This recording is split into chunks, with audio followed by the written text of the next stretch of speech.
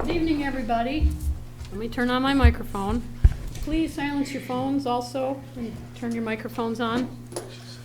Good evening. It's July 20th, 2021. This is a regularly scheduled meeting of the Marquette Township Board. And if you'll join us for the pledge, we'd appreciate it. I pledge allegiance to the flag of the United States of America and to the republic for which it stands, one nation, under God, indivisible, with liberty and justice for all. Thank you. All right, roll call. Randy, please. Okay, Trustee LaRue, Here. Trustee Winslow, Present. Trustee Marks, Present. Trustee Everson, Here. Treasurer Johnson. Yes, from Poplar, Montana. Okay, Clerk Rattari is here and Supervisor Durant. Here. Staff present is Manager Kangas, our Attorney Roger Zappa, our Fire Chief Dan Shanahan, and our new staff planner Eric Powers is here. Okay. We don't really have any public, but if somebody wants to make a public comment, you can. Okay. Skip board member comment. So tonight's consent agenda consists of approval of regular meeting minutes of July 6, 2021. We have bills payable in the amount of $253,295.24. We have a few committee and other reports, including the Sheriff's Department Activity Report from June. We have a few pages from the Marquette County Solid Waste Management Authority packet for their meeting tomorrow night. And just as a heads up, I did have on the last agenda, last meeting, I said that Brad would be here at this meeting. He begged off until our next meeting, which is August 3rd. And he will be doing the presentation I was going to show you, and we can talk glass, and we can talk recycling, and whatever else you need. So come prepared with your questions for next meeting. Brad will help us out. And I don't know if he'll Zoom or be in person, I'm not sure. I also included the University of Michigan close-up report that I submit information to, and I'm not sure if the manager does, but it's a compilation of Michigan municipalities and officials. And then we got a nice letter from Representative Sarah Kimbenzi about a grant that we received, and we have financial statements from June. So I just need approval of the consent agenda, or if somebody wants to pull something out. I'll move to accept the consent agenda as Support. presented. Okay, we don't have anything else that needs to be roll call, so all in favor? Aye. Opposed? Aye. Aye. Good, thank you. And then we need approval of the rest of the agenda unless there's something that needs to be changed. I'll make a motion to approve the regular agenda as presented. Support. All in favor? Aye. Opposed? Aye. Thank you. And I'm not aware of any conflicts of interest with this particular agenda. So we'll start with board education and privilege comment. Before we get into the fire department, let's introduce our new planner, and that would fall to Manager Kangas. Eric, if you want to come up to the podium, then you're a little more visible. I don't know if you've really been be on that. Won't be on Zoom, but you'll be on our recording, so that's the main thing. Okay. Well, as you can see, Eric is far greater in stature than I. He has to duck to pass through doors. I have to make sure I don't trip on the threshold. Eric comes to us from the city of Grand Rapids. Prior to that, he was an employee of the Lake Superior Community Partnership as well as Whoopiter. That's the Western UP Planning District. We are in the Central, which is QPAD. Eric also has some enforcement background from Grand Rapids as well as zoning background, and we welcome him. He's, I think, been pretty inundated to this point with a wide variety of projects, new and old. And I think, if he agrees with me, his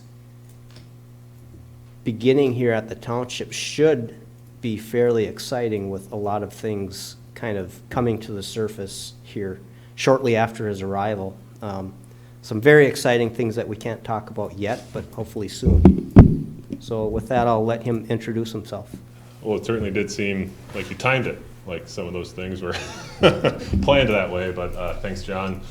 John and Jason and the rest of the staff have been very welcoming, and I'm excited about the variety of work that I'll be doing here. I think I've met quite a few of you, but I look forward to meeting the rest of you formally and working with you on the board here, as well as the other programs and initiatives that the township has going on. So again, thanks, John, and thank you to you all, and I'll be here for any questions or anything like that. So, You want to share anything about your background or yourself, or you don't have to? like John said, in Grand Rapids got some very solid experience between both code compliance as well as working in their planning department. So again, I'm excited to kind of bring that variety of experience here, and along with some of the long-range planning that's going on. I'm looking forward to it, getting more involved. My wife and I are very excited to be back in the UP, and just everything the UP has to offer. We're both from the area originally, so again, we're just excited to be back and start putting down some roots. So, Great. Yep. Good deal. Welcome aboard. Welcome, Thank you. definitely. Glad to have you. Glad to be here. Thanks a lot. All right, fire department. We have you in person today. Yes, and I'll be brief too. It's a beautiful evening. Okay. I guess just try and hit a couple highlights. You know, you get my report every month. But fire department training, we did have, Dan knows him well, I'm sure, Dan Pruner came in. And he had 25 years, he does have 25 years with Marquette City Fire as an engineer. And just, driving's can be one of our more hazardous duties. I guess the guy that driving the truck is responsible for everybody else. And I just wanted to get somebody that's done it for 25 years, get his perspective, and just, I guess, show us how he does things, how he approaches corners, that type of thing, and even their checkouts, their monthly checkouts, their daily checkouts, or for the engineers, which we do weekly. So he did a very good job. He's an excellent instructor and gave us a little different perspective than what we normally, that we would give to our engineers. Fire response, emergency response, basically been pretty much steady throughout the year, numbers-wise. We're a little ahead of last year. Interesting one was the Tesla fire, which I'm sure some of you heard about.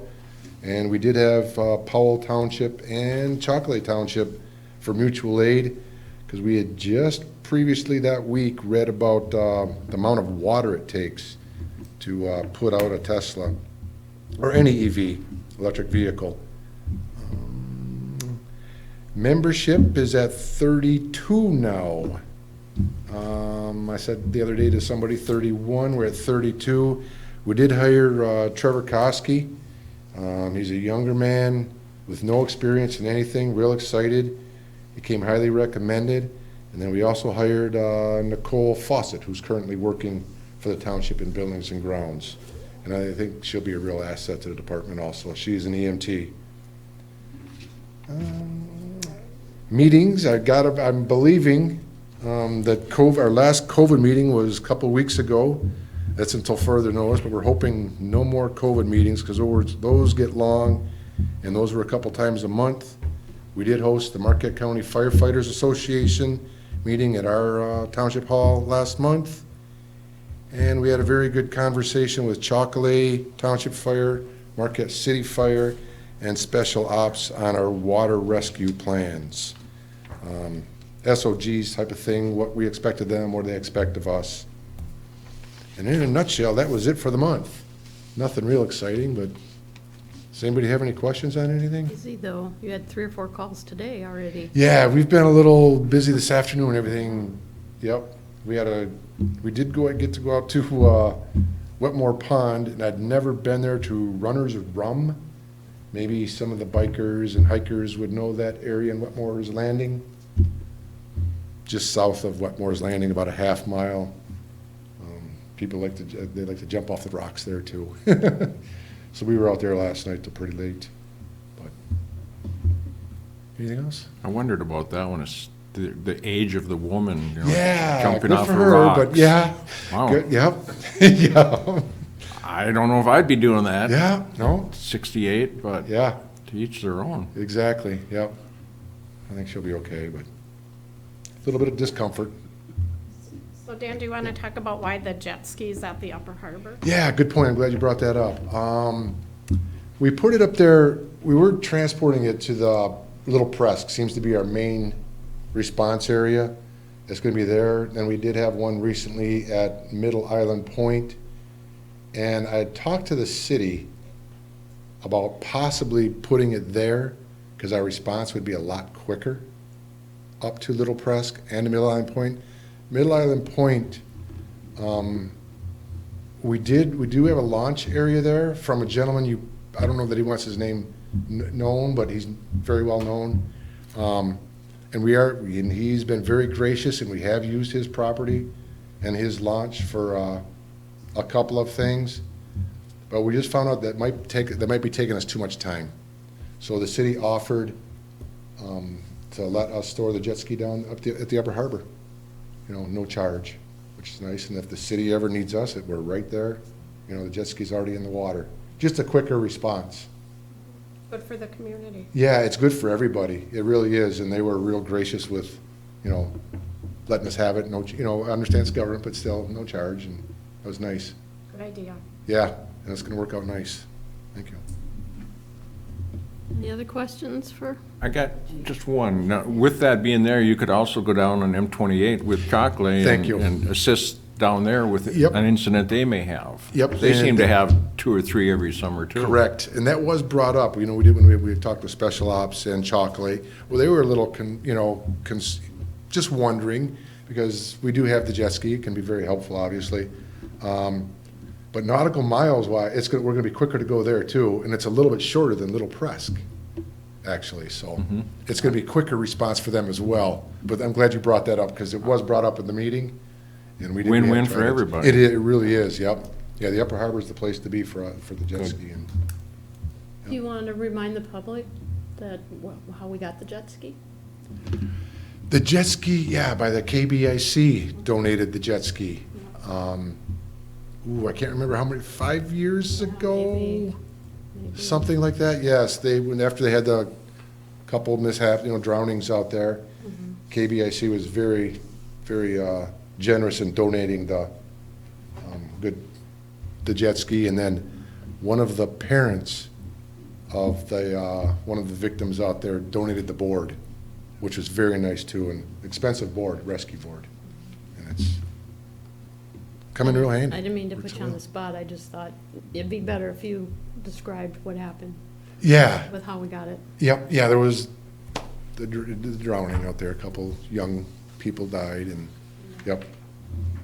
So, but yeah, Anything else for Dan? No. Okay, all right. thanks. Thanks, have a good night. Appreciate it. Thank you. too. All right, Public Works, Mr. Lenny. Hello, everyone. Just got a couple of quick things as well. And wastewater, as usual, we've been doing grinder pump replacements, and when it makes sense, we're just replacing the old pump with a brand new extreme grinder pump there. So we're kind of making the determination whether it's worth fixing the old one, and if it's not, we're throwing it in the garbage and putting a new one in. Our sewer jetter has been down here for a couple of weeks. We're not really sure what happened to it. The throttle body seems to have kind of gotten gummed up, and there's something wrong with it. We were looking for a replacement part for it, and it's one of those crazy aftermarket throttle body things on a GM engine, and we're having a real hard time finding a replacement part for it. I think the company said that we were out months if they can even manufacture it. So we did find a rebuild kit, and Chad is going to be trying to work on that in-house. He thinks he's going to be able to get it cleaned up, and by rebuilding it, cleaning it up, and we'll get that operational going here again in the future. We were also pleasantly surprised to be notified that we had received a grant the Community Pollution Prevention Grant. This is one that we were not expecting to get, but lo and behold, we got it. So this is going to go towards a generator at the Center Street lift station. It's a $25,000 grant, so basically it's going to cover a quarter of the cost of that project, anticipated a quarter of the cost of the project. But I mean, we're really happy that we got this one. Again, this is one that we weren't anticipating getting, and so we've been doing grant department here in the last few months, and we want to keep that going on here in the future because we like that when we can get money in that way. Water, the Northwoods tank painting project is complete.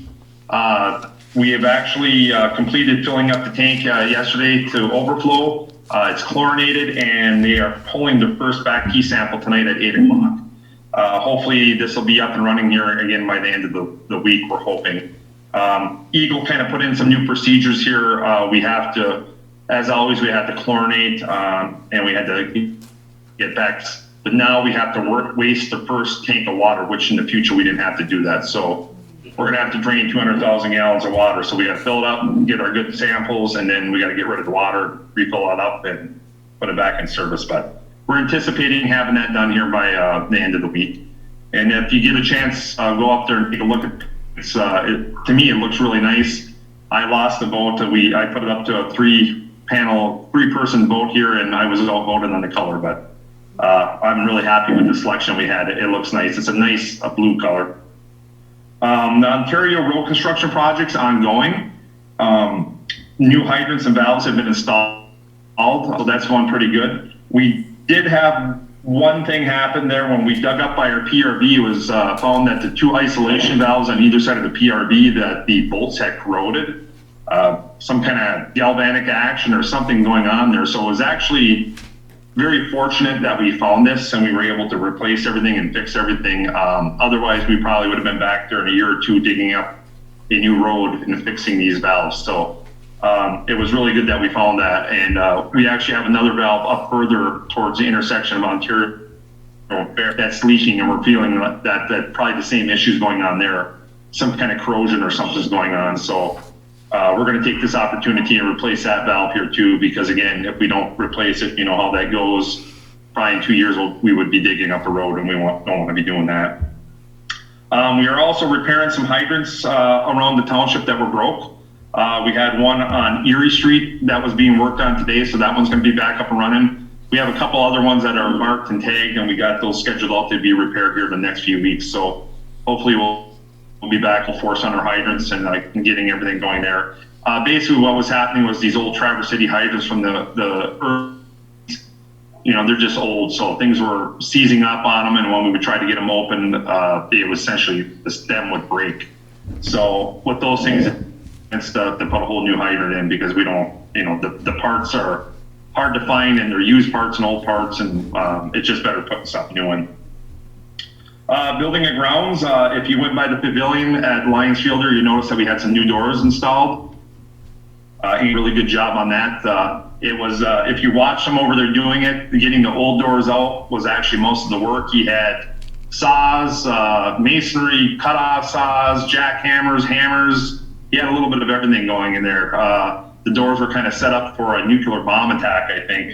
So he had a hard time getting them out, but he finally got them out, and we got those new doors installed there.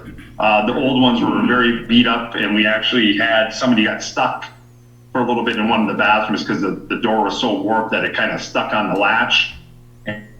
And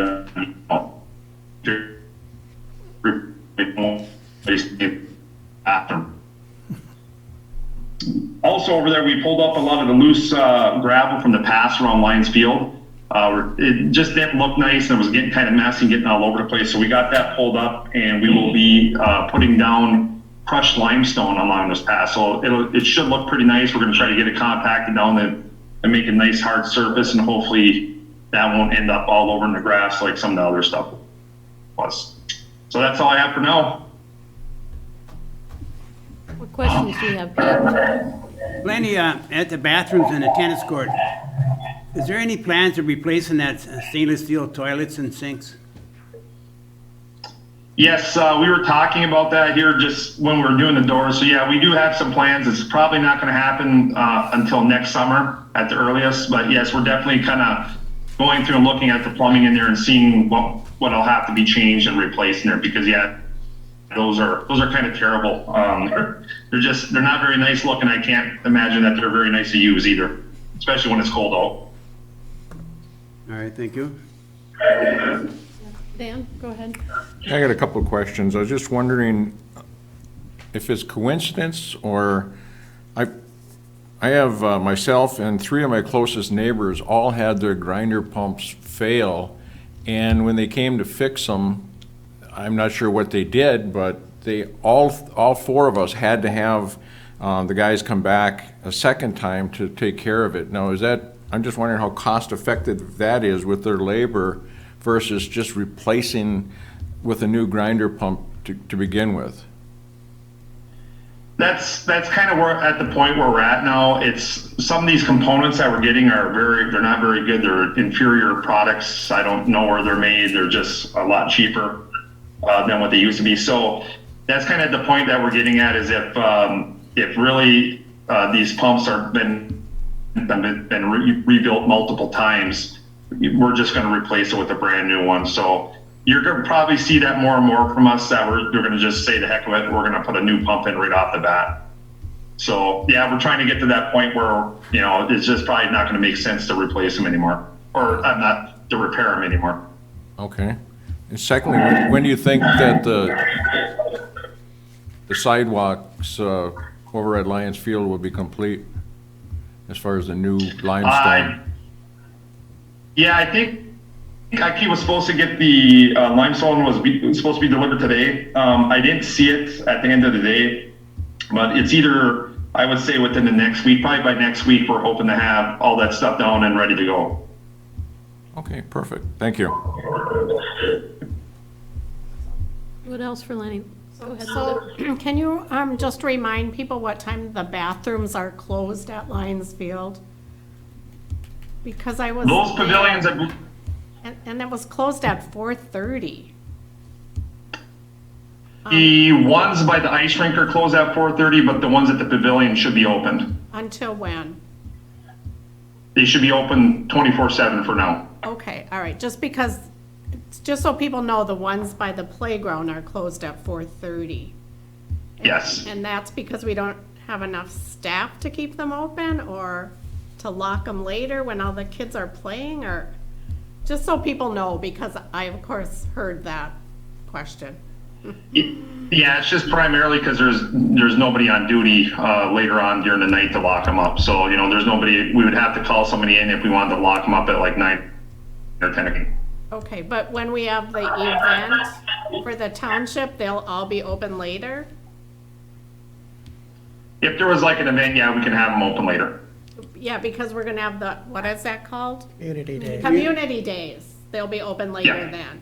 Or? Yes, yeah. Okay, all right. Well, maybe we can get staff to keep them open later sometime. We'll have staff there all till 10 o'clock, Yeah. probably. For Community Day, For yeah. community days. Just because that's where the little Yeah. kids are, is at the playground. They're not at the pavilion. And I believe for community days, I think we'll have staff around. I think Andy's going to be around and stuff, and some other people will be too throughout the event here. So there'll definitely be somebody around. Okay, thank you. Yeah. Lenny, did you ever think about automatic locks? I haven't thought about it, but that could be a good idea. Something that could be installed. That could be programmed from anywhere to open them and shut them, and we got cameras in it, Yep. we know if someone's there, so. Just a thought. That might be something to look at. We would have to have with the internet so we can make sure we're not locking somebody in there. So definitely have the camera there. Well, serve them right? Well, they do Yeah. have vending machines in there. So, yeah. Yeah. We'll have to install showers then or something too. Okay, I think that's it. Building crew some in there all night. We didn't get that. You were breaking up. Well, I said it would be a shock if the building and grounds crew came in there to unlock and they were stuck in there all night. Then we'd have to put a telephone in or something. Oh, they got They all telephones. have telephones. Well, maybe it's in their purse in the car or something too. Just make it so you can get out but can't get in when it locks. Yeah. Okay, good questions. All right, well, thanks, Lenny, we appreciate your report. Okay, thank you. Yep, see you later. Bye.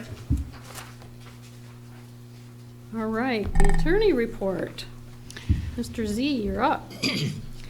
Well, I'll try to hit the highlights of some of the things that consumed my time in the last month since the last report. Of course, we updated the job descriptions that were on the agenda at the last meeting, spent quite a bit of time doing that.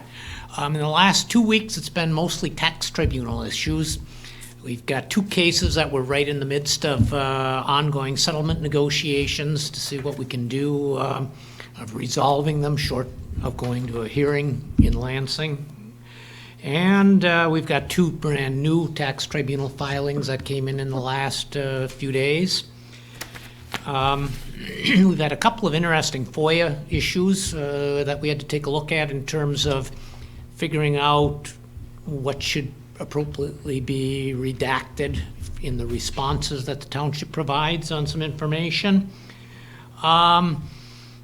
We've taken a look at a potential new development that could be happening or may not happen, but has some potential real estate and legal issues surrounding that, and just want to be prepared to be able to move fairly quickly in the event that that materializes. Spent a fair amount of time reviewing a stormwater management plan and a number of corresponding easements for one of the parcels that's being sold over on Cornerstone Drive recently. And that, of course, had kind of a shared retention area, so it affects some other lots as well, and there's going to be a sequel to that job as well, because there are 2 more lots that are using some joint facilities on the corner of that parcel. And I'm probably overlooking something, but that's those are some of the highlights, at least, of what crossed my desk since the last report. That's pretty good. Very timely with the tribunal issue, since that's the next agenda item. Glad you threw that in. When I get finished, if you have to correct me or something, feel free to let me know if I'm not conveying this correctly. Thank you for that, Roger. It's item I put on the agenda that I wanted to talk about for a while. The assessor and I have been trying to get, or she was trying to get, numbers from the county, which is sometimes a challenge because they've got other stuff to do too, not just worry about what we're trying to do. But we did kind of iron it out a couple hours ago, so I have a handout for you that I can share shortly that maybe the clerk can put in the packet afterward. Linda was gracious enough to find the article that is in the packet. Excuse me. Let's get down to it. So it's called Dark Store Theory in Michigan's Upper Peninsula, Impacts and Predictions. It was written by a person named Isabel Carl, K-A-R-L, and it was from Rural Insights. I'm guessing that's either a regular magazine or an online or both. And it was just from May 16th. So Isabel, I'm assuming, is a woman. I don't know if that's fair to do or not, but I'm thinking she, you can see by all of the footnotes that that's pretty comprehensive where she got her information. If you're looking at the packet online, you could go down to page 79 of the packet. That will show you what document I'm talking about. It's a few pages long, but page 79 talks about Marquette County. And the tax tribunal, you've heard us, or me especially, bemoan the whole idea for many years because this has been going on roughly since, well, 2009. It really started having an impact on us. Began in Brighting Township with Home Depot. And the public, for the most part, and sometimes even the board, may not understand the whole I'm not gonna go through, you know, the impetus of where this came from, but Tax Tribunal wasn't set up until 1974. And prior to that, the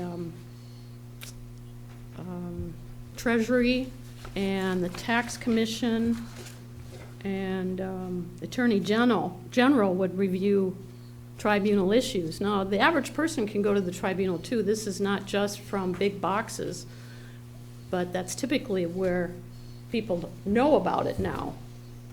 A bunch of years ago when I first got on the board, we were having some water issues, and I put a presentation together for the purpose of explaining to the public in layman's terms how the water fees were structured, and I had a lot of people say that that was very helpful, and that's kind of what I'm thinking from the tribunal side.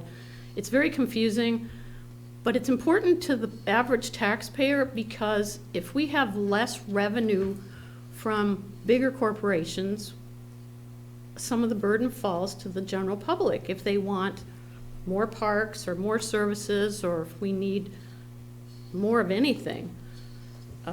And if you use the comparison loosely of buying or selling a home, it's very similar, because your realtor will get comparables of other properties in your neighborhood or in the county or whatever, depending on the type of home you have.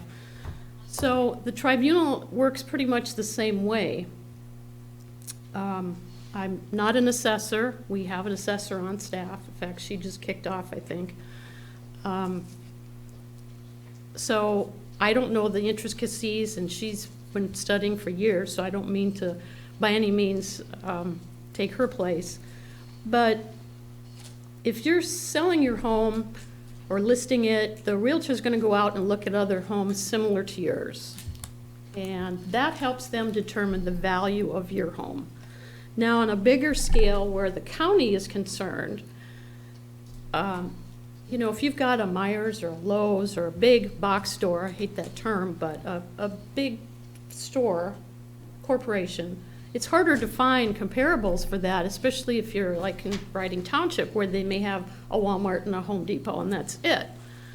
So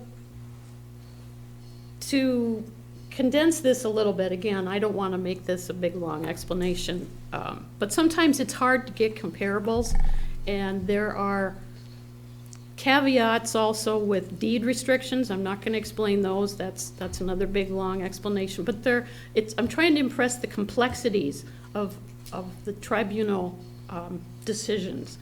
The board is typically made up of 7 members. It started out that way. Presently, we have 5, is what Dulcie and I were pretty much coming up with. And we know this board might remember some emails that we did a few years ago, well, maybe that's 2 years ago now, about one of the people who was running for the tribunal, who's been known to favor big box stores. And there was a little bit of a letter campaign. Some of the other commissioners in the cities and townships and villages in the areas did all write letters. Some came from downstate objecting to this person's appointment. But the person got appointed anyway. So as far as we know right now, there are only 5 on the tribunal making the decisions. If you look at this document that's in the packet, it starts out with Lowe's Home Center in 2014, and I was talking about this with Dulcie this afternoon. It's kind of a misunderstanding the way this person wrote the paragraph. It talks about them filing the dispute. It said the store had been charged an additional fee on top of its standard tax bill, given its placement in a district near a public library in Marquette. Well, that's kind of a misnomer, because it was a millage that is put on in the county by the library. This isn't an extra additional fee that we're charging Lowe's. So that kind of bothered me, that it was not quite the right explanation. And in the end of that sentence, it also says, both the Tribunal and Court of Appeals sided with Lowe's, which they did. We had to refund 3 years, I believe, of their taxes, part of their taxes, requiring a refund from the township and county and limiting the operating hours of the public library. Well, the Tribunal and Marquette Township don't have anything to do with limiting the hours of the library. Because their revenue was cut because of the Tribunal decision, the library chose to reduce their hours. Pardon me. So I wanted to make that clear. Then it talks about Target being overassessed, and Walmart reduced their taxable, but we reduced their taxable value, or the Tribunal did, $2.5 million. Meyer is kind of still in dispute. And then the next paragraph says, Marquette Township has reported a loss in revenue totaling $1.2 million in the last decade. So I did, thanks to Dulcie, put some information together for you. And I just want to show you the original spreadsheet that we took it from. So I condensed it, because I didn't figure y'all wanted to bother reading all of that. That's a little much. So these are Tribunal figures from 2009 to 2020. That's as far back as the county. We do have some, I've got all mine. We do have some, as the attorney said, we do have some in-house right now that we're working on. And the biggest point I want to make is assessors have a book. It's a huge 3-ring binder. The rings are about this big. It's a great big document. And in fact, there's probably multiple ones beyond that. And those are the records those are the dimensions and the calculations that are verified every year by the state. And that's what the assessors have to go by. They are required by law to follow those rules. And yet the Tribunal has different ways, based on the attorneys that come before them, to kind of circumvent that. And that's why I wanted to clarify that statement in there. I didn't think that was really appropriate. When this started back in the day, I had just gotten on the township board, and after a year or so, the board appointed Dennis Limata to be the supervisor. So he was my predecessor. And he and the manager then, Randy Gerard, were totally embroiled in this discussion and phone calls and Supreme Court. You know, the Marquette Township decided to fight it, and we spent hundreds of thousands of dollars trying to stop the Tribunal from doing the assessments the way they were. And in fact, I actually asked Dennis to come to one of the library meetings that I was liaison for, and he did an excellent job explaining the Tribunal history and how it works and the machinations of it.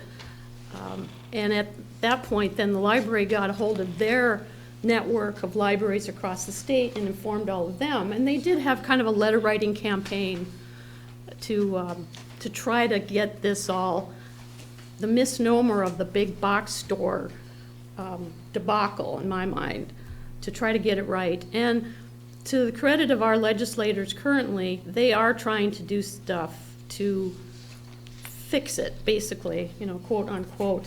New York, as it says in the article I gave you, New York is has already, as liberal as their state is, I had it circled on here. In early 2020, New York State legislature passed a bill to clarify assessment practices. They stipulate the assessment must be based on similar properties that are being used in the same way as the property being assessed. So the whole contention of the big box stores is that, yeah, we're brand new and we've only been 2 years in Marquette Township, and but one of the stores next to us, or in Traverse City or Flint or somewhere else, is closed, till that value is only, you know, $1 million. But even though our store is brand new, we want to be evaluated at $1 million too. I mean, that's a loose premise of how they're trying to do this. And North Carolina and Wisconsin and Indiana are also doing the same things. So why Michigan can't? I've been told by legislators that it's primarily the Chamber of Commerce that's fighting that. So you have the statistics in front of you, and I'm not going to go through, every single number here, but, and again, this should be able to be in the packet online. Lynn, Yes, why did Illinois only take 30 days? yeah. I think they were the first.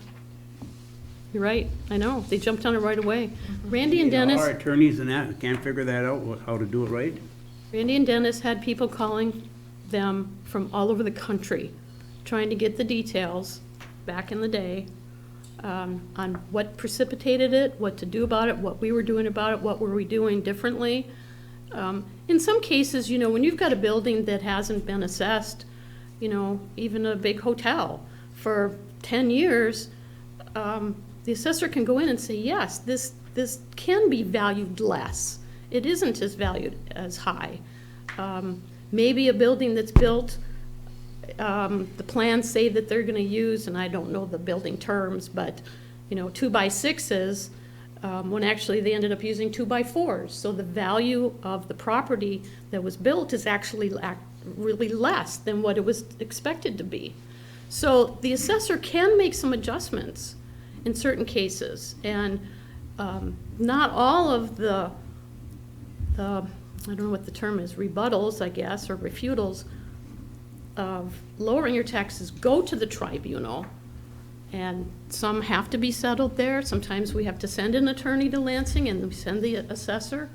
Sometimes we don't. We can try to figure out what's a good middle ground, or, depending on what the property is. So Usually they've been saying, because if it was vacant, it'd be X amount of dollars. Well, my house is vacant, it should be worth less too. So, the argument don't hold water. yeah, and that comes into the reports a little bit. The taxable value, if you look at your tax statements, and I've mentioned that a few times, the taxable value and assessed value are a little bit different sometimes they're exact, but a community's worth and ability to get grants and encourage businesses and grow is kind of based on the taxable value, or the SEV, the state equalized value of the community and all the buildings in it. So when the collective taxable value drops, we're not only taking in less revenue as a township or a county or a state, but the value of our community lessens. It's just not, I don't know, it's not as beneficial. I'm not even sure what that word would be. But the first page of your printout talks about the reduction, the refunds, state education tax. We basically gave back, because Marquette Township is the taxing authority, which means we collect the taxes and then we send them out to, basically, this is yours is your tax bill. So if you are not seeing your tax bill because your taxes are escrowed at the bank, you don't always get a tax bill, this is what your tax bill looks like, because it includes all of the county assessments for their operating budget, transit, aging, MOE. I don't know what MOE is. I was going to look that up and I forgot. County dispatch, county rescue, county vet affairs. Those are all monies that we collect, and then from your taxes, and then we send them to the county. Special education, Marquette ISD, their school operating, then they've got a bond and a sinking fund. There's hundreds of thousands of dollars that we've had to refund or have had to be reduced because of tribunal hearings and the decisions that were made. And we have, since 2009, Marquette Township has refunded to the library, the Heritage Trail, that I misspoke. They had to refund to the properties, to the county, so that they could give them back to the big box store properties. $3 million worth of tax money that we had and we're working with and now no longer have as a county. That's the library, they lost $61,000. Heritage Trail lost $12,000. Marquette Township, operating and fire, let's see, 3, 4, 5, it's close to $600,000. Marquette School operating, 1 maybe 3, pretty close to that. Just adding quickly, I should have subtotaled these. So this is a lot of money we've had to give back, basically, to the tax tribunal. I don't know what the word is, the big box stores, through the tribunal. So we collected these taxes, we collected them for Heritage Trail, the school, the county, the fire department, the library, the Heritage Trail, 911, and then we have to give it back. And they can go 3 years back besides. So if some of the ones that Roger's working on right now, they may be, you know, it's not just the 2020 taxes that they paid, it's 2019 and 2018. So now we've got to take that out of our general fund. The library has to take it out of its general fund. 911 does, the fire department, senior center, county transit, vet affairs, rescue. We all have to give this money back. And again, it's not just for this year. It's 3 years back in some cases. Why? Why do we have to go back 3 years? That's the tribunal. I mean, Roger can address that. He may know. We're not going back 3 years. When I get finished. Sometimes it's a 1 year. More often than not, it's 3 years. Then, the other part of this is permanent for life of that property. So a business has been here, will be, you know, they've gone through this, and now they're gonna be here another 20 years. It's the same, it stays the same. Instead of paying maybe $90 a square foot, they're paying $20 for the rest of their time here. So it compounds, which is page 3 of your report. It compounds so that initially when we had a $1 million reduction, at the end of 10 years, now it's 74 million because of the inflation rates and everything else that happens with Headley, and it's just a tax nightmare. So That could be reevaluated after. the legislature can do whatever it wants. No, I mean, we can, after so many years, No, we can't do anything about it. don't raise my taxes then. Yeah, that's it. All right. So when we have less money, that's where I started out. I've come full circle. When we, as a public, as residents, have different things that we want or need or feel are necessary, we're gonna have to pay more because we have less money coming in. And if you read some of the tribunal things, the reports, they say that they're unfairly taxed. It's like, oh my gosh, are you kidding me? You build a $12 million building and now you're telling me it's only worth 4? So what did the bank say? Is your loan for 4 million? Is your insurance for 4 million? You know, it's just makes me crazy, as you can tell. So we did have the second page is the actual refunds and reductions. So to all the people since 2009, excuse me, or because of all the people since 2009 who have either gone to the tribunal or have come in and we have been able to change their assessed value, we've given back $67 million. $67 million. Not just Marquette Township. Not just Marquette Township's giving that back though, right, Lynn? Well, The library's giving it, I mean, we've Yes. all given a percentage. Collectively, So yes. when Lynn says we, she means a greater we than Yes. Marquette Township. Yes. But So, I would guess that all of these are in Marquette Township, if I look at them.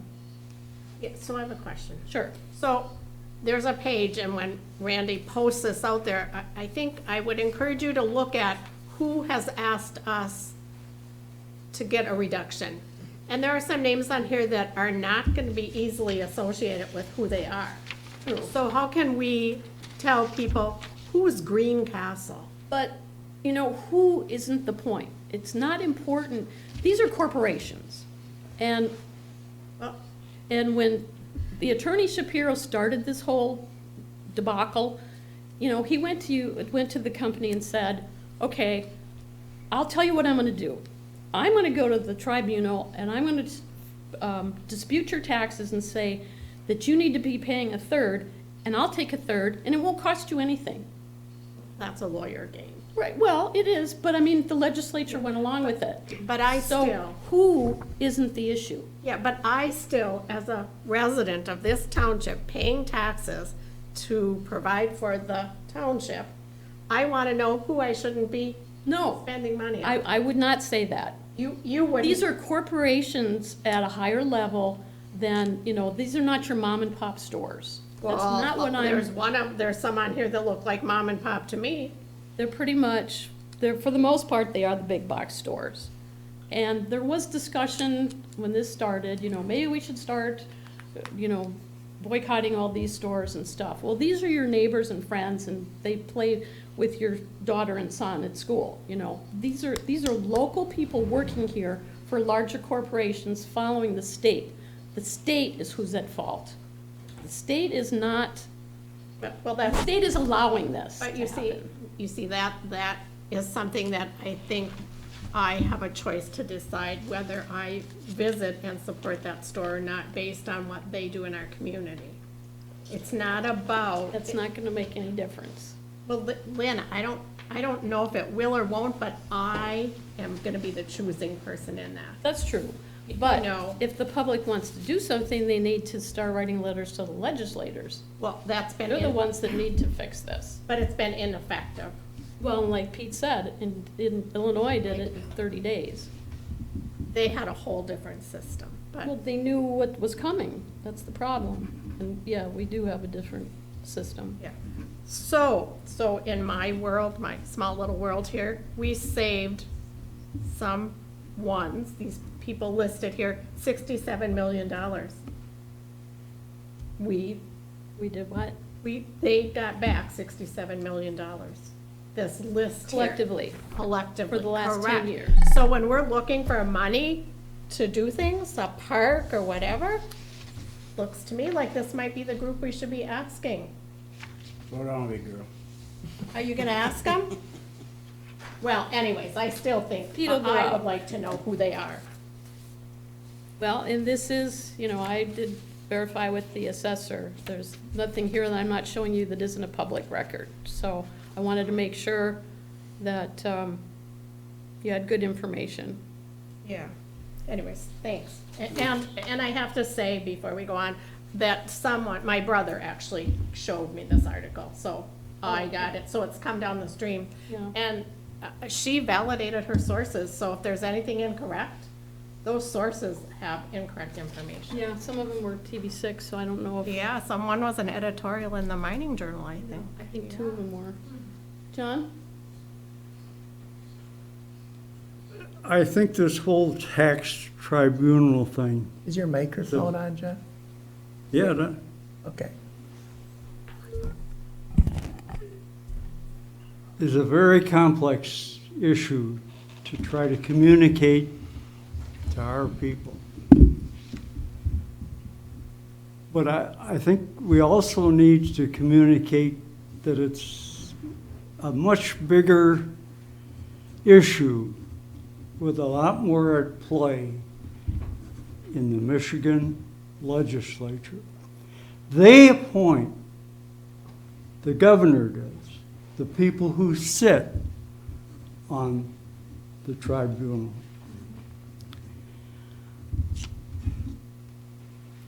Legislators, if they chose to be supportive of the arguments that we present, they could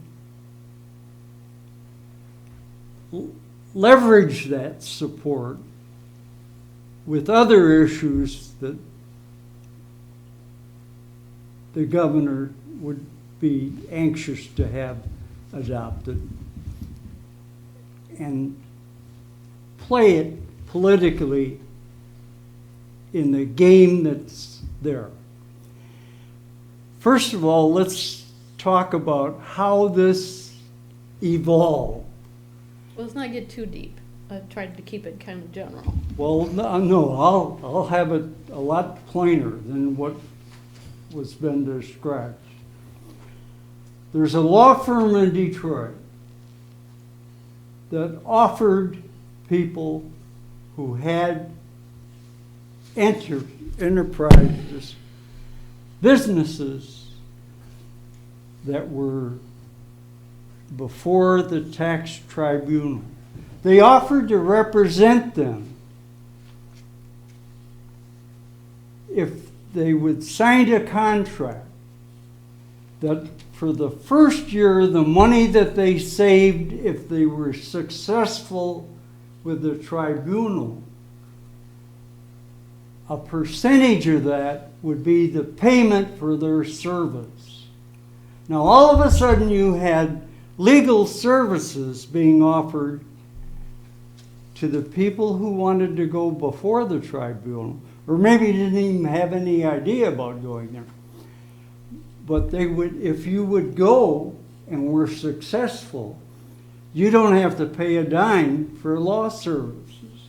It'll be paid for by a percentage of what the tribunal reduces your tax.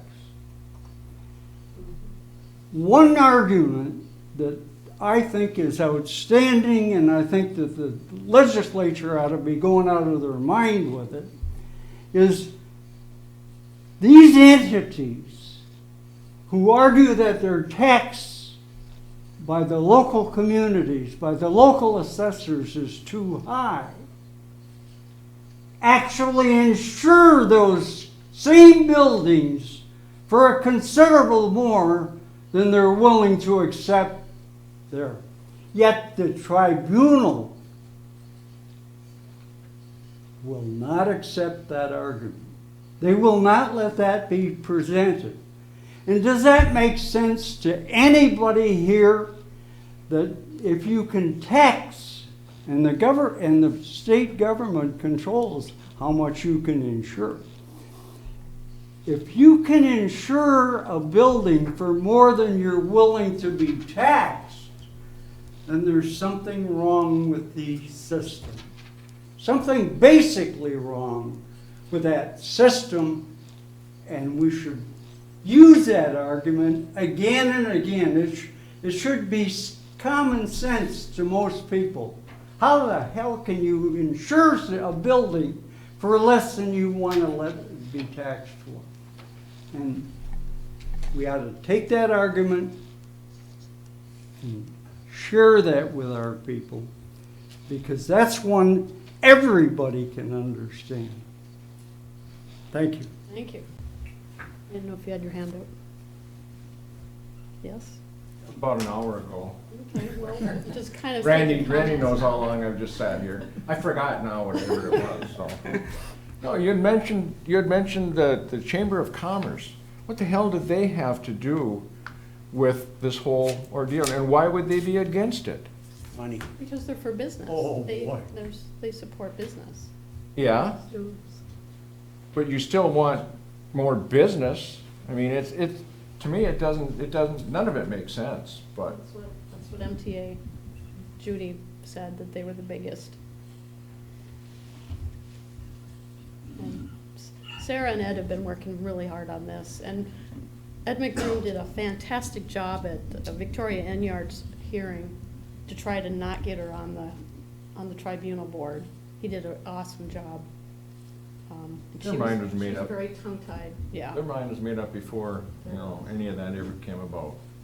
She was pretty instrumental in most of the positives for the tribunal before. This is the second time she's been on. So, it's just, it's important to keep this in the public's eye because it affects their pocketbook. It affects what we can do for them and with them. And it may take, I'm mad as heck and I'm not going to take it anymore type mentality from the public before the state actually does something about I it. think we gotta voice our opinion at the next election. Well, different governor could possibly appoint different people. I don't know, it's still a governor appointment. What about this end? Roger, you have comments? Just a few that I guess I could probably comment until it's Absolutely. dark, but a couple of minor points. A tax tribunal appeal has to be filed annually. There's a little bit of a difference from the Board of Review, for example. The Board of Review can go back 2 years to correct qualified errors.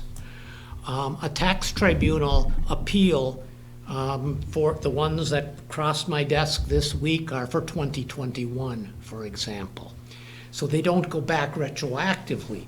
We do end up refunding sometimes up to 3 years of taxes because, especially during the COVID period, that's how long it takes for those cases to come to a conclusion sometimes.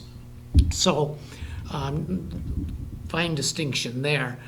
Another point I guess I'd like to emphasize is that even if the legislature enacts some legislation that requires adherence to the State Tax Commission manual that's been referred to, that generally deals with cost, less depreciation and obsolescence and so forth, that does not remedy the problem.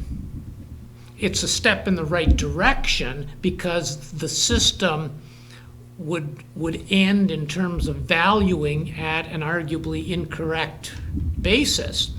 But keep in mind, once the dollars per square foot get reduced from 65 to 25, that then under the Headley Amendment, ever since 1994, those taxes are cut at that level. You can't just assess them, even with new legislation, the following year. They're stuck at that level, and they can only be reassessed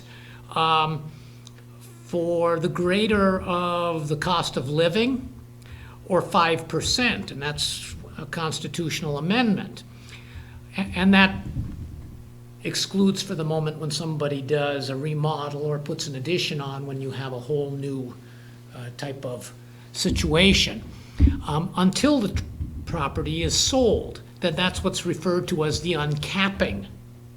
That happens when a party sells, whether it's a store or a house or anything else, then that level gets brought back up to the, and that's where your difference between assessed value and taxable value on your tax bill comes into play. Taxable value is that capped value that can only increase by cost of living or 5%. And that's actually been the cost of living in recent, well, even long-term memory, because the cost of living has been less than 5% for many, many years. So again, if the legislature next week enacts new legislation with the Headley Amendment in place, that does not recoup all of those, all of the tax base that has been lost, because the tax base can't increase by more than 5% per year if the cost of living is that much, or 1.5% if that's what the cost of living is, or 2%, for example. So it's going to be decades and decades before that lost revenue is recovered, because many of these stores or businesses are owned for a long, long time by the same entity. They're not changing hands to uncap those taxable value amounts. Property needs to be assessed under the state constitution and under the General Property Tax Act at 50% of basically fair market value. So if you take your assessed value on your tax bill and multiply it by 2, that should come reasonably close to what the fair market value is. The taxable value, the longer you've owned your property, the wider that gap is between the assessed value and the taxable value, because of that capping, that even though you get the little notice that says this is not a tax bill, every year, that's where the assessed value is increasing. But most people don't really look at that too seriously because you're only paying taxes on the taxable value anyway. So until the property gets sold or conveyed, those tax revenues are stuck at the reduced amount that the tax tribunal has dictated for a very, very long time in most instances. And that's where the deed restrictions come in a little bit if the property does change, or, you know, if they sell or. It can, and by deed restrictions, again, that's a whole rabbit hole we don't need I to didn't go wanna go down down right there. now, but what that is, generally is an entity will put in, for example, if it's a hardware store or a grocery store or whatever type, that it cannot be used as a hardware store or as a grocery store. And the logic of that from the owner is evident, that if you're going to build a newer, bigger store, you don't want your old, smaller store being used as competition against you.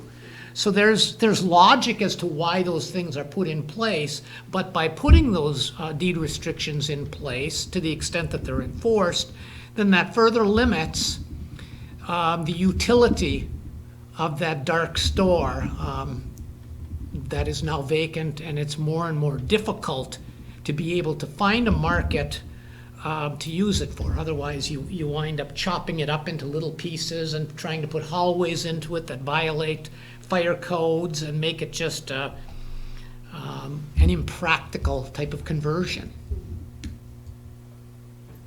Pete? Roger, if I add it on to the side of my house. Your microphone's not on, Pete. Maybe they might not want to hear it. If I add it on to the side of my house, extended my fence line or do something like that, would they raise my taxes? Well, that gets into a whole issue that's better addressed to the assessor of what's an improvement versus what's maintenance. If you No, I paint mean your, improvement. if you paint your house, your taxes shouldn't go up. If your old fence is falling down and you put up a new fence, your taxes probably won't go up. If you put on, you've got a 3-bedroom house and you put on a 4th bedroom, your taxes are going to go up. Then you've got all kinds of little nuances in between those If you examples. expand your sales area, Yes, I'm and gonna you're, expand mine. Well, why isn't that taken into consideration when they take, let's just say a hardware store, Menards, Lowe's, whatever, all right? If they go beyond the building, beyond the walkway, isn't that expanding? well, if they put an addition on, it is. If they make the bathroom smaller so they have more aisles, that probably isn't. I mean, again, there are some very, very detailed and specific criteria in the state, in the assessor's manual that the State Tax Commission disseminates on that type of Comes to thing. mind, Raj, when I'm thinking in my head, they're using sidewalks and that to promote snow blowers and stuff like that. They're using parking lots that they're designated for parking, for trailers and stuff like that. Is that, Oh. could that consider expanding? No, Why? I want to the take parking lot is still the same number of square feet, and the store is still the same number of square feet as it always was. if I- What they use it, whether they have 4 parking spots that now have snow blowers in them, isn't going to be a If I taxable expand my event. deck, I'm still gonna have the same size lot. Yes, but your deck isn't the same size. So if they expand their store, or they expand their garden area, and then, well, that's a bad example, because garden areas in the tax tribunal are a whole separate little quirky Yeah. thing as far Yeah, as they all do what they that, get but- taxed Yeah. at. But if they expand the store, well, clearly you've got a, you know, I think we beat this horse enough for one night. Yeah, I just wanted it to be another lesson, so everybody that may not have seen some of these meetings before had a clear idea of why we keep bringing up, or I keep bringing up the tribunal issue, because it does continually affect what we're able to do as a township, what we can pay our people, what we can offer to the residents, what we, you know, whether we can paint the walls or add on or buy a new building or whatever, you know, it all reflects on that. Something like this Unless, should be put at the end of the meeting, because now I say, why don't we take all the rest of the agenda, put it on for next week? there's really nothing else. pretty. Corporate America It's not gonna gets- be any more discussion, really. Corporate America gets richer and the taxpayers get poorer. That's basically what it amounts And the to. government goes along with it. Any other questions before we move on? Good, thank you, good discussion. All right. Consider road committee future. Let me do a little bit of quick history on this item. Waste of time. I did get a call from a resident and said, so why do you want to disband the road committee? And I said, I never said that. And some of my questions will be to Roger shortly. We had talked at the last meeting, and I was trying to make the road committee be more effective, is what my purpose was.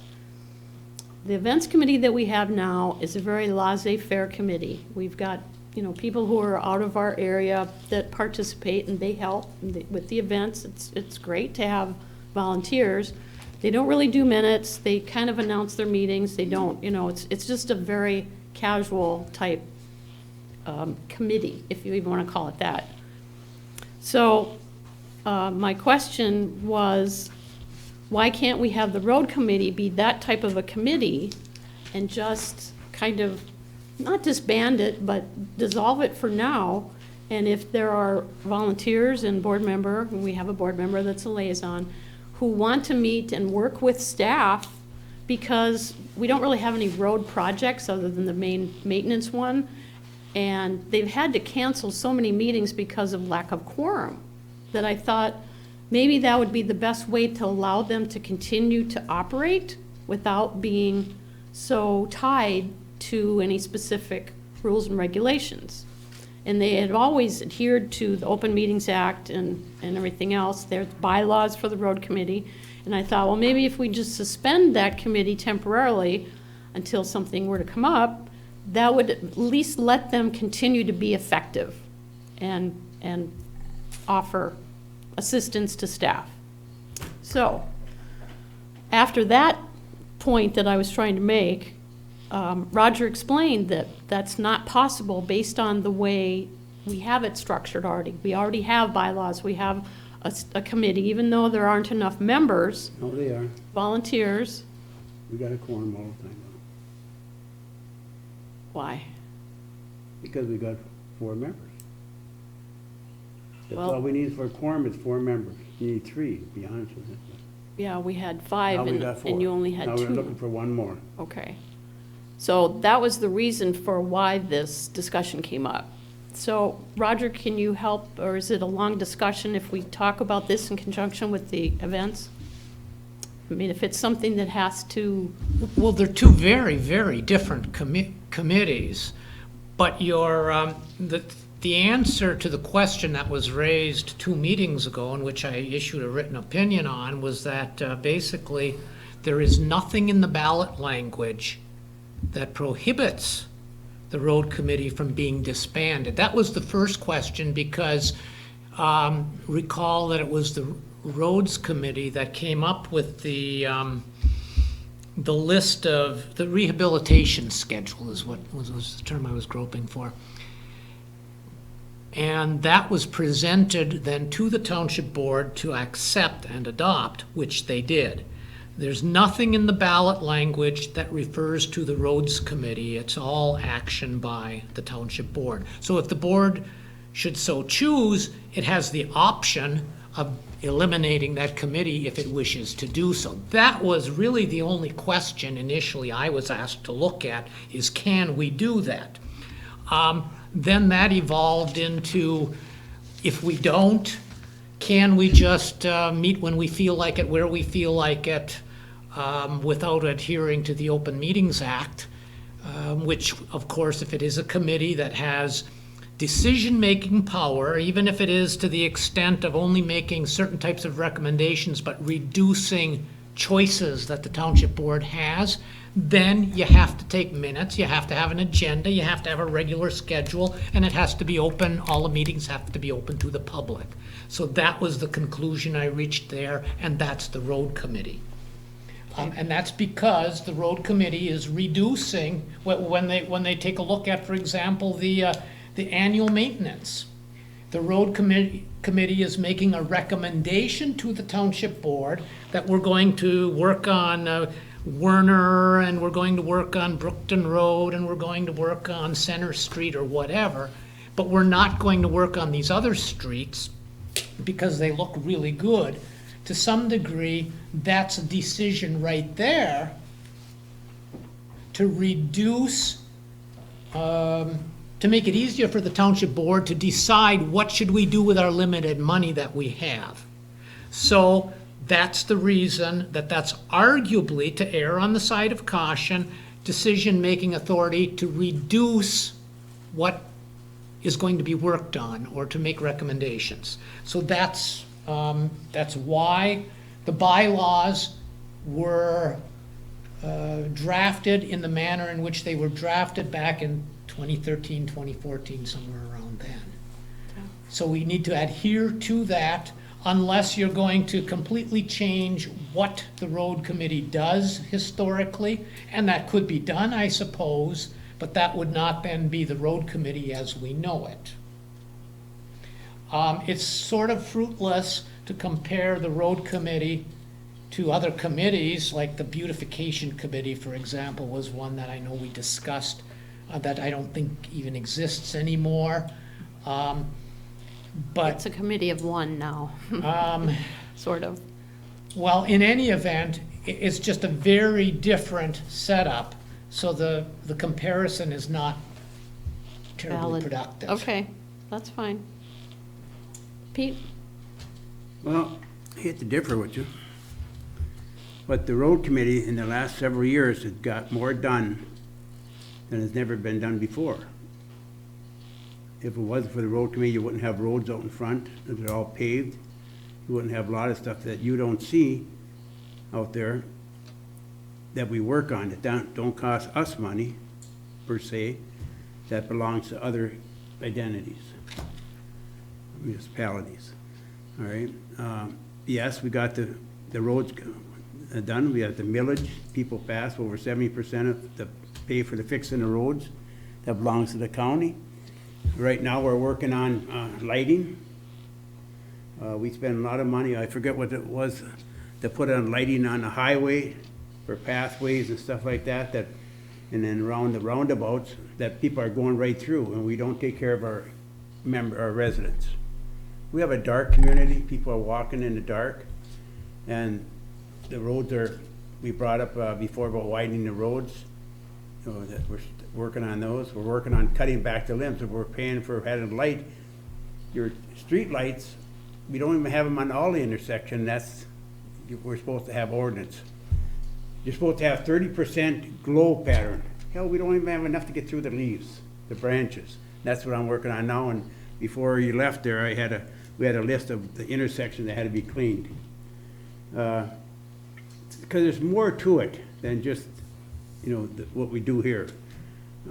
We had, I think, 16 meetings, 2 a day, and talked to the residents, and that's how we got our feeling what we should do. We got a 15-year-old maintenance plan. They're paying for it, but at least they're getting something out of it. So to say that you want to get rid of the road committee, why don't you get rid of all the committees? Because I think the road committee gets just as much done. Didn't you just hear what I said?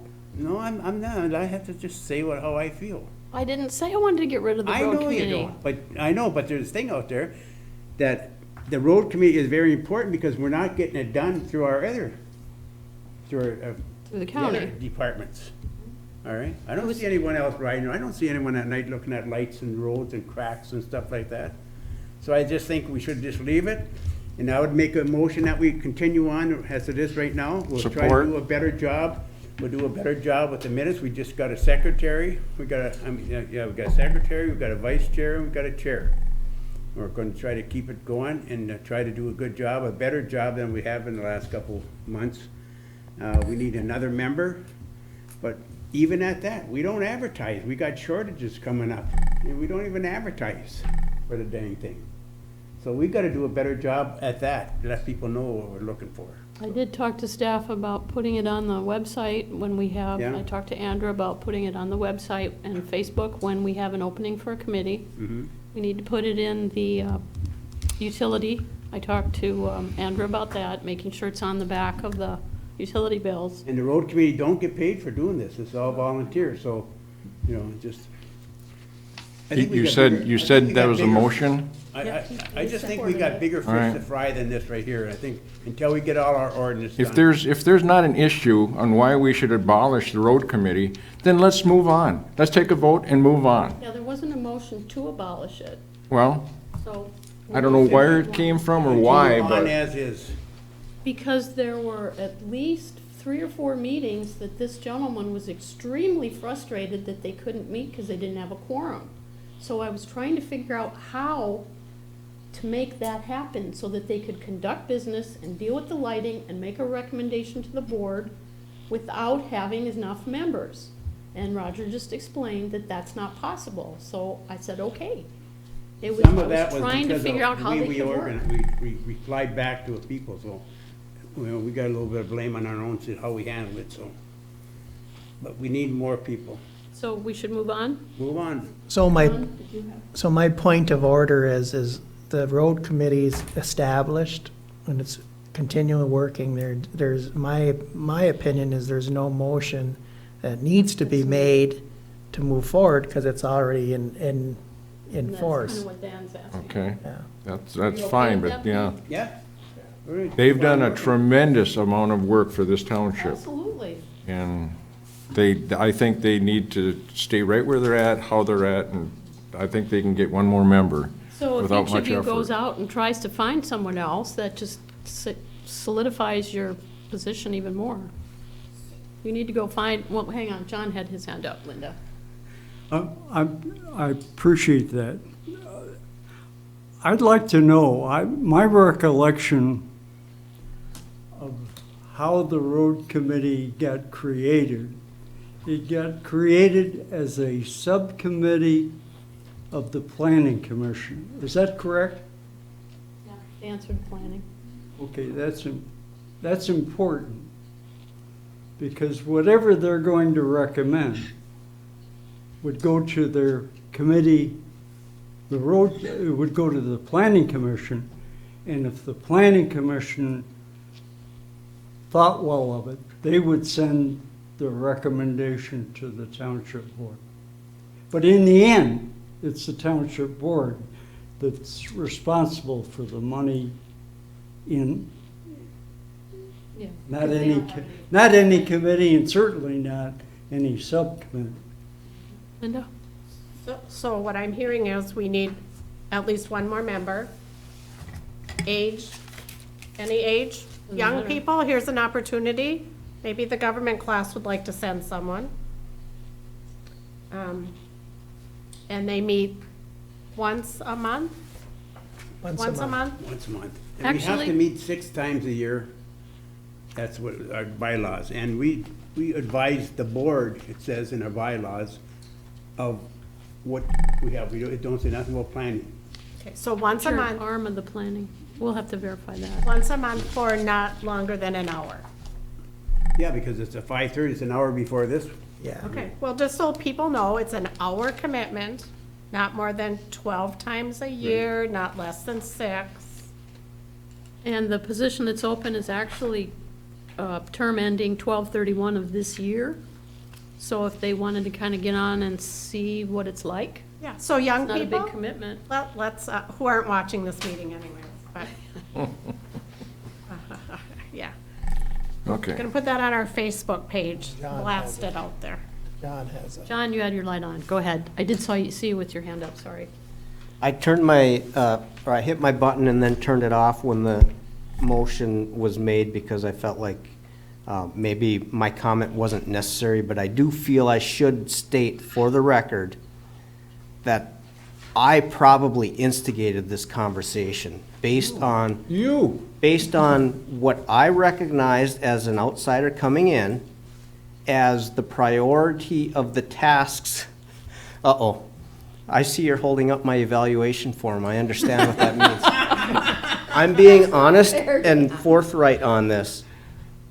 I didn't know if there was a need for the road committee to continue because the primary function from an expenditure standpoint moving forward is taking the road soft data and putting it into a maintenance project for the next year. Everywhere else I've been, that's been done at a staff level. That's not to say, having had subsequent conversations with Trustee LaRue, that my mind couldn't be changed. And I'll say this, because this conversation is a little over a month old now, probably.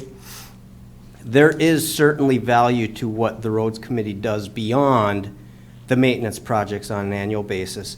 And I do agree with Trustee LaRue that things like street lighting, the brush pruning around those street lights, and other projects are still things that should remain priorities because we haven't completed them. And part of that task, we've been waiting for Mr. Powers to arrive to kind of dump in his lap, right? Because, right. So I'm here to point all of the blame of my irresponsible questioning on Mr. Powers, who just innocently arrived. I wanted to state that for the record because it was an observation I made, but I don't necessarily agree with myself at this time. So I wouldn't point all the fingers at Lynn. I think she was just following up on a legitimate question that I asked based on what I saw at the time.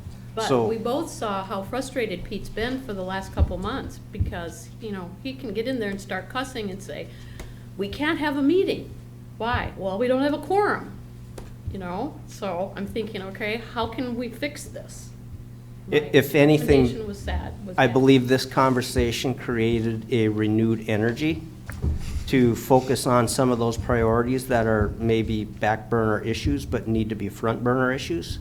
I have no doubt that the work that's been done by the committee has been very valuable to the township, just based on the little bit of driving I've had the opportunity to do around the township in my short time here. So I just wanted to state that so everyone understood. Thank you.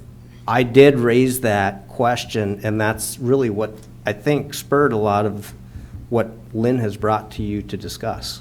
So. Well, and I just recommended that we add $1,500 from the fund to put it in the general fund now to add for the lighting. So I was trying to figure out how to make this work. Okay. And also, we need a little extra money, Lynn, so dig into your budget there for our parking lots in the township are cracking, and also the public works up there, so put that in the budget. Budget's coming, maybe next month. We have to put it on for next year because this year is too late, but Okay. that goes back to Mr. John here, our manager, so. Are we good? Dan? One last question for John. Or I don't know where the money may come from, if it would come from the road committee or from the road maintenance budget or where, but could we not rent a bucket truck? We've got staff, we've got chainsaws.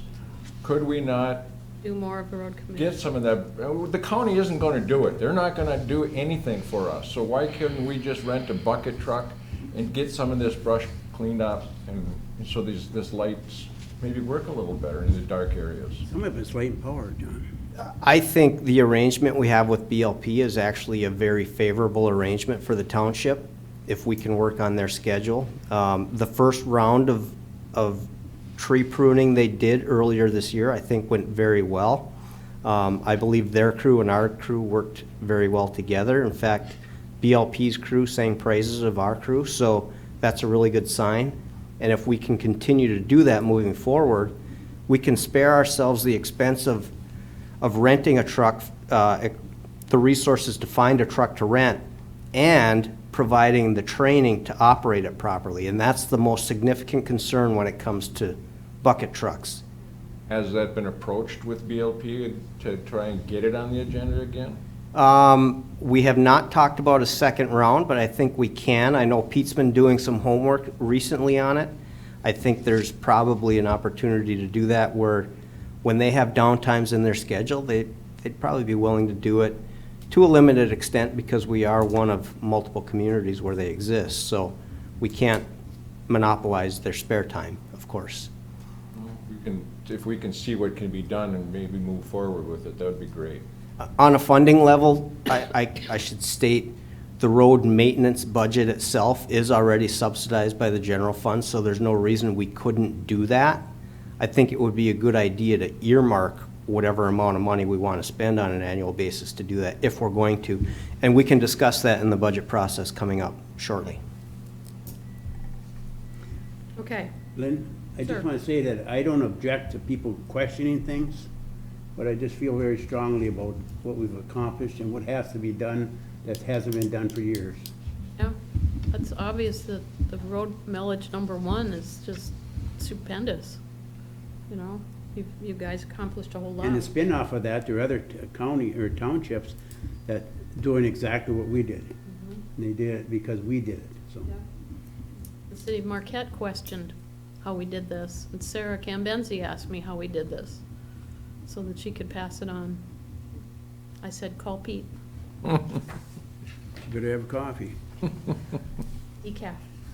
All right, we have 2 resolutions to the clerk, one for the deputy treasurer, and the clerk is presenting them. Yeah, so on 8B on the agenda tonight, it's a resolution of salary for the deputy clerk. It's actually what's happening now. It's in the budget, and actually we should have had a salary or a resolution salary when we did the board one, but I talked to Roger about this and we're gonna do it now, so it's in writing. So basically we're just doing what we're doing I'm putting in writing what we're doing now, and the deputy clerk and the deputy treasurer will be the same compensation. Is that a motion? I will make the motion for the deputy clerk's Support. salary resolution. Okay, comments? Questions? And I'll state it's a $250 a year salary and $15 per hour for any other duties that they have to come in to do. And for the deputy clerk, that isn't really that much, other than if they come and sit at a meeting or have to sign checks in my absence, and pretty much for the deputy treasurer also. So, Okay.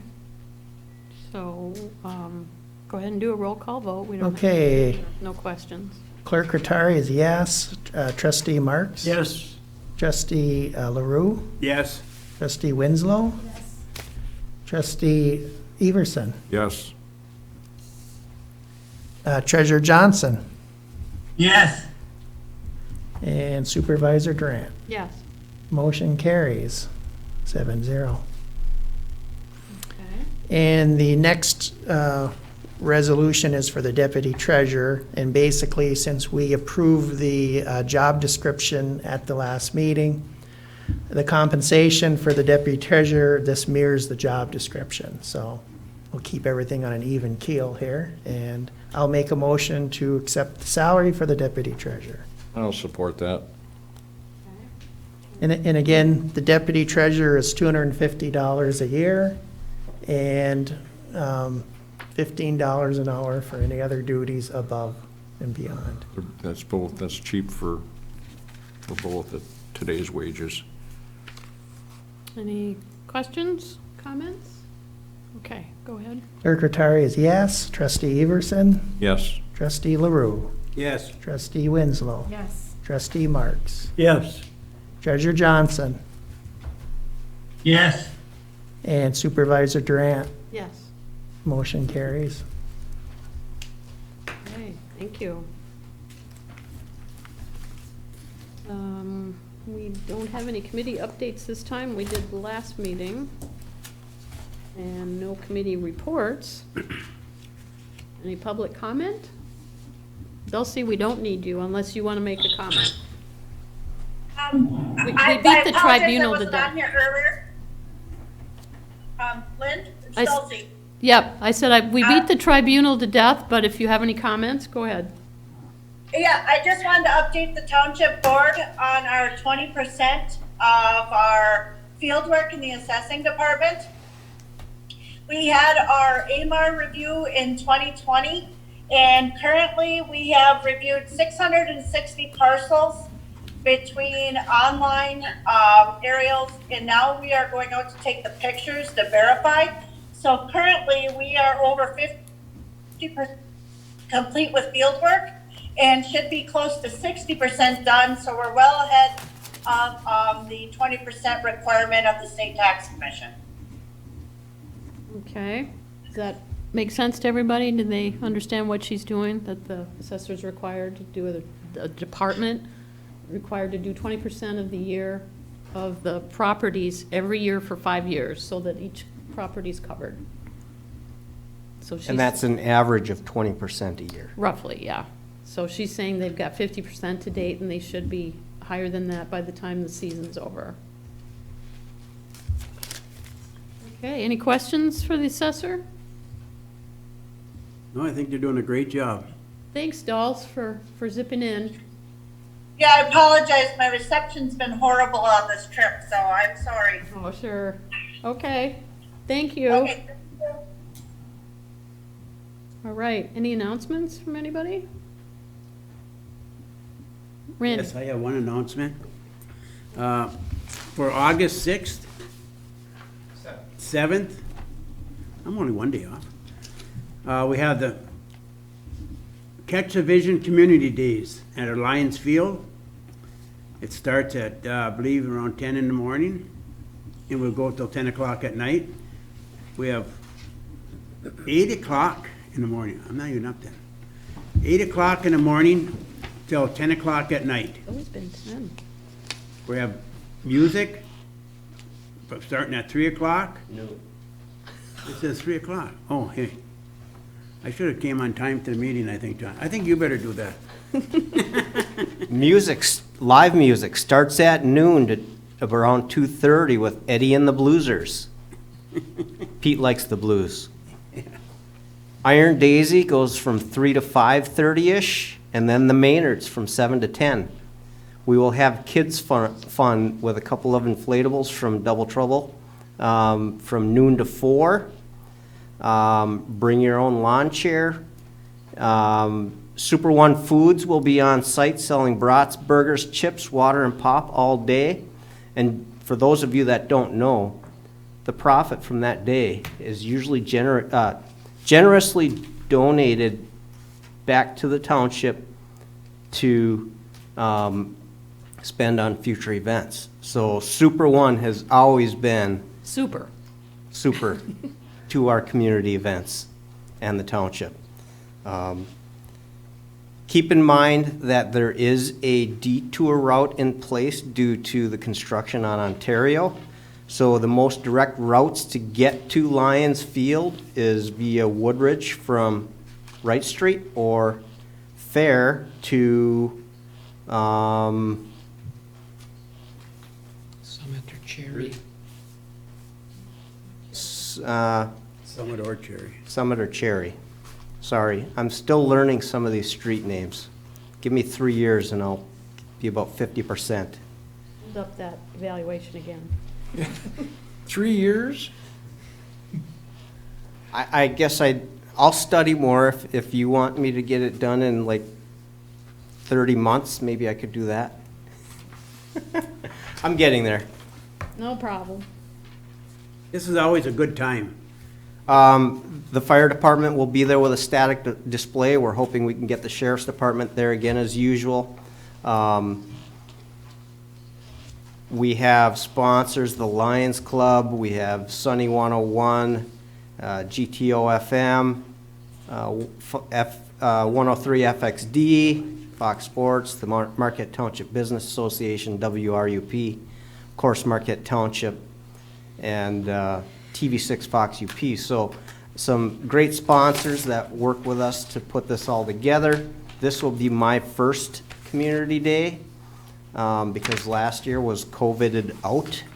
And I'm excited to see what we can do. I'm guessing you're going to probably see me attending the dunk tank inflatables to ensure the kids are behaving themselves. Double Trouble does not have staff to staff those this year, so we're going to have to help monitor that ourselves. Do we need help for that? I thought Pete was going to help me. I'm going to be there. All right. But do we need more? The only time we would have an issue would be during the softball game when I guess I have to pretend I know how to swing a bat. All right, so we could use a couple more people. This is another one of those opportunities, folks, if you want to be involved with the events committee. Maybe you just want to do community day. And that's all you want to do, one event a year, and you can help. That would be awesome. Also, there's a softball tournament all day, which is why it starts at 8 a.m. Okay. I shouldn't say softball, it's mushball. A softball for these adults would be probably going through someone's living room window, and we don't need that, so the mushball takes some of the distance out of it. What other announcements? Randy?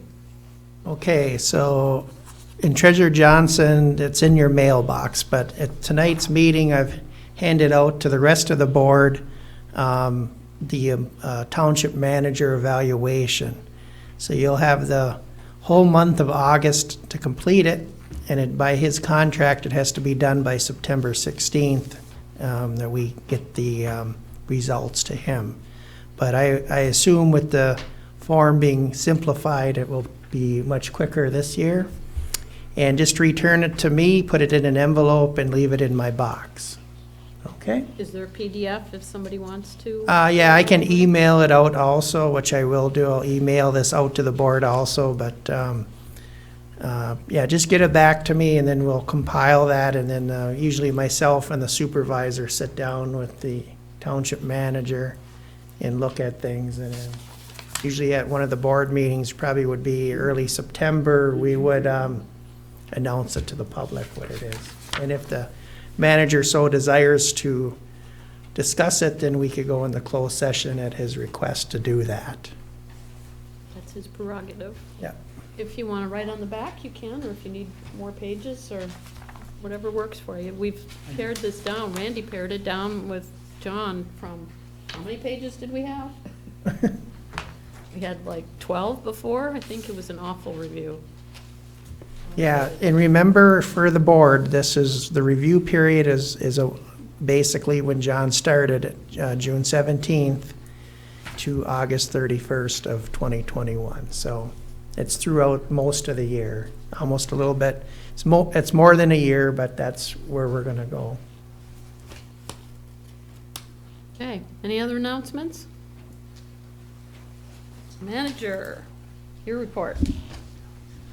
You have my written report, and I will be brief. I just wanted to mention, in addition to what I did write, the community room technology upgrades are progressing. We actually tested one of the lapel mics tonight, and it's actually stereo sound in there. So if anyone wants to see a little demonstration of that, I can show you before you leave. That's not to say that everything is in complete working order yet. They have to reprogram some things to get everything in line. We're waiting for a couple of outlets to be wired for the projector and the projector screen, so those can work properly. That should take about a week or two to get the electrician here. They're just so busy. So that's coming.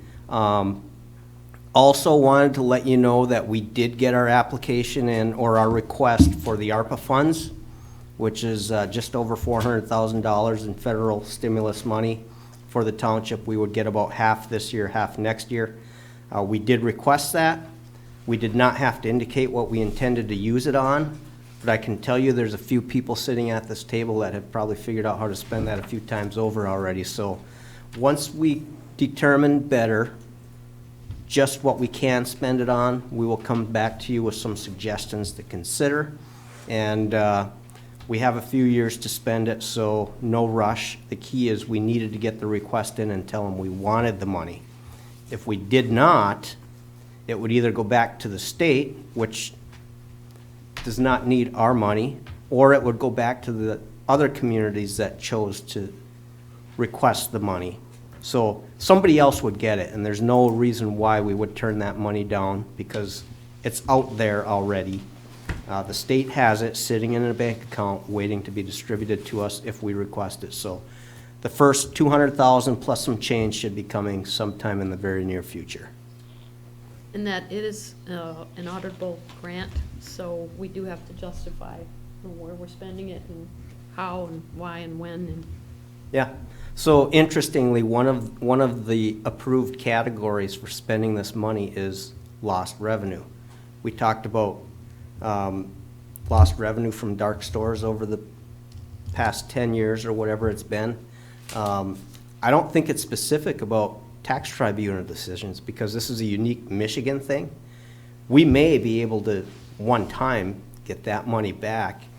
It basically unties the strings from that chunk of money. And there's a formula we have to calculate. If that formula says that we did in fact lose revenue for last year and this year and maybe next year, that money, all the strings come off and we can spend it however we want. Anything that's left over, you can only spend according to 3 other categories. And we'll get you all those details later when it's time to decide how we're gonna spend it. Left over? Well, he's saying of the 400. I know. Okay. Right. There's not gonna be anything left over? And Well, if no, that's we the take case, some of it and put it toward the revenue loss. Oh, And yeah, there's some left over. okay. and if that's the case, if the entire 400 and change ends up being completely released from all strings because that's a demonstrated revenue loss, then you are free to do whatever you as a board feels is the board's highest priority with that 400 and change. Or multiple priorities. Right. It could be a list a mile long and you just start picking them off one at a time. Linda? Well, and the planning commission will be bringing the recommendations from the departments as to what they see Right. needing in the future. It would be, I think it would be a good thing to certainly address those issues. Interestingly, one of the categories is water and sewer, but it would basically have to be the type of project that would be eligible for revolving loan funds through the state in the first place, so that might limit anything that we would consider there. Public safety is another, but it generally is COVID-specific. In fact, Chief Shanahan had already looked at it and said it's gonna be tough to figure out ways for them to justify spending any of that money there. So we'll do a deep dive on what the options are, and even if we come back to you with a short list, you might be able to make a long list out of that, so. We'll advise you to the best of our ability. Pete is suggesting crack sealing the parking lots. Might be a very good step one. Yeah, if we each come with at least one recommendation, but, I mean, don't spend it yet, because John may say, nope, can't do it. But we've lost revenue. We'll with see. dark You could stores. spend it all on one storage building to eliminate the rent we're paying every year. Just throwing that out there as one example. Exactly. Okay, any questions for the manager? Okay, Do I have to bring this up again, what's up? the parking lot for another meeting, or do you just turn it over to you and John? No, I mean, I brought it up out of place, but I didn't know. The budget, proper- we'll do it during the budget. Or you want to get it done now? No, you can't get nothing done right now, but you have to get the bids out and, for next year, because you have to get your, this fall. So I didn't know where to put it in there, so I just Yeah. threw it out there. So I just have a follow-up question, whether or not you were able to contact anyone about the battery recycling, the lithium, the car batteries? Yeah, that's going to come from Brad next week. He's going to do the whole thing. And the car batteries, No. any lead acid battery you have that you don't have a, what's it called? Rebate? Disposal spot. If you don't have a core charge that you're prepaid, so you can bring it back to wherever you bought your new one, purchased your new one, you can take those to, what are they called now? Iron? Alter Iron and Metal. They used to be Nagani Iron and Metal, up by the North Country Transfer Station. And they will pay you 10 cents a pound for those. I'm sure that number fluctuates over time, but they recycle them themselves. So there's materials in these lead acid batteries that, One thing, yeah. I think, you had said you would do that, and so I'm just following up on what you found out, because Dan Everson has 3 in his garage. Superior Auto may be another one. We just did not verify with them that they do recycle them. Okay, and then, signs for within the township, someone was gonna check with the road commission to see if we could put up some signs that say speed limit signs. Oh, No, we didn't get to that yet. no, in fact, I have some other more pressing items with the road commission that really have to be done Okay, first. but we're yeah. gonna keep that on the agenda, and, I do see people are, putting signs in their yards about things that say slow down, so, you know, we have our, residents signing themselves.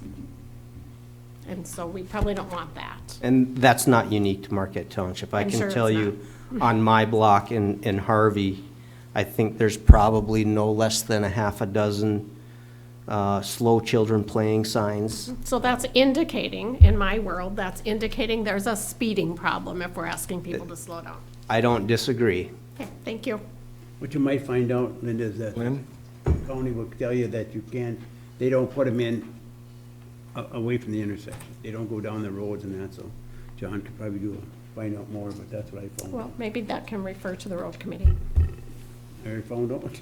Dan? Yeah, I'd like to not take working. Linda's comment one step further when she said that that would indicate that there's probably some people speeding. I would like to invite either Captain Kangas or Sheriff Zybert to come to one of our meetings. I find this unacceptable that in the month of June, there were 3 citations given out by one officer and none by another. Now, I know there's people out there speeding and they could be writing citations. I don't think in a 30-day period that that's enough that's being done. Nothing for speed, 3 citations. Well, the sheriff did say, remember, after COVID, maybe they haven't gotten back into their regular routine, that they were not going to be citing people on purpose right away. On purpose? Yes, because of COVID. There's nothing on purpose. They're speeding, they should be cited. Well, I don't know about That's speeding. period. He didn't say, you know, what reasons or what. Well, what could we specific- get them to come down here at one of our meetings and talk about this? Sure. I don't think that's acceptable. 3 citations and none. They're out there for 8 hours a day. They should be able to pick off a speeder here or there. Because they're out there. They're going up and down my street at 50 miles an hour. Both deputies do a loop. I mean, never it's see 'em. Probably a little bit harder. with Never see them on my street. construction. Never. And the sheriff's mother lives on my street, so you think they would go by once in a while? No. They might go by when you're not there. Well, I'm sure Second that shift they might go by could, but because you they think work till 2 you'd be a.m. able to see them once in a while. Yeah. Okay, I will. What else? As soon as we cut that limber on that light up there, we can see the sign slow down. Okay. Randy, would you want to review? There are people avoiding 41 and driving through the township now. So we've got an abundance of people traveling.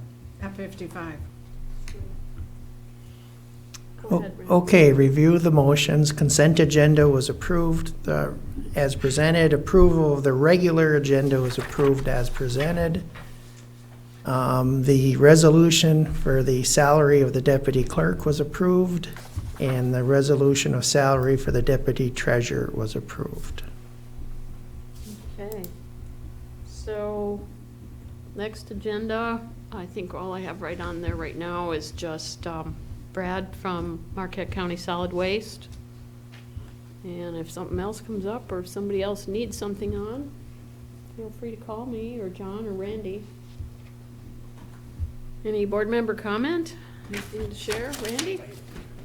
Yeah, I'll probably be, as Linda would say, the CIPs are coming up from the departments, and I did mention to some board members tonight that this boardroom, the camera system is 8 years old now, and it's starting to become antiquated technology.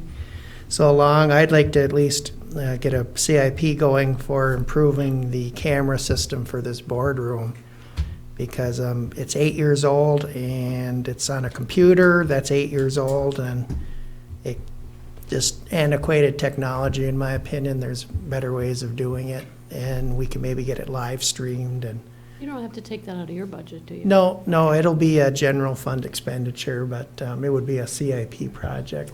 Well, we had talked, and I mentioned to John too, about, for years, especially Ernie's mentioned it over and over, about using the communications money from charter and earmarking that. We've never really specifically done that so that we can use that for communications, and then if we don't, put it into the pot, but, we Well, can look at that next year I too. think we used most of it from this year for the community room. Well, So some next of year, it, yeah, so 'Cause next, some of it was from 2 years ago. yeah, so next year, I would, hopefully we can get this system upgraded. Yeah, right after the lighting. Okay, what else? Anything? So I'd like to remind people to certainly look at the calendars that they receive either in their utility bill and/or searching on our website to check the calendar. Yesterday, there was a tire, junk tire, I guess you would call them, pickup at Nagani Township. And so all those things are listed on there, and I think that's valuable information that you can all use. So I encourage you to read the calendar. Sounds good. And also, Lynn, as August is approaching, there is no election in Marquette Township in either August or November this year. No elections this year. That saves us some money. It does. You could spend that on redoing this room. Lighting. Well, we didn't budget it because we knew we weren't gonna have one. We took it out of the budget. So remember, our next meeting's August 3rd at 6:30 right here, since we're live and in person anymore. Maybe we'll see Ernie back. See if he's awake. He's not awake. He can't hear me. One more motion? I move to adjourn. Support. Support. All in favor? Aye. Opposed? Thank you. We are adjourned at 8:26. Have a good night, Ernie.